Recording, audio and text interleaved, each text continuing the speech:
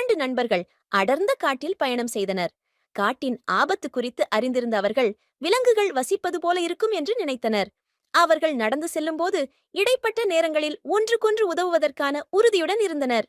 திடீரென்று அவர்கள் ஒரு பெரிய கரடியை அவர்களிடம் நெருங்கி வரும்போது கண்டனர். மணி விரைவாக அருகிலுள்ள ஒரு மரத்தில் ஏறினான். ராமுவை விட்டுவிட்டான்.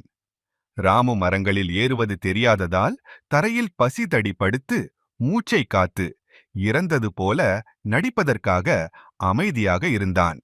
கரடி ராமுவின் அருகில் வந்து அவனை நுகர்ந்து இறந்தது என்று நினைத்துவிட்டு நடந்து சென்றது. கரடி சென்றபின் மணிமரத்திலிருந்து இறங்கி கரடி ராமுவின் காதில் என்ன சொல்லியது என்று கேட்டான்.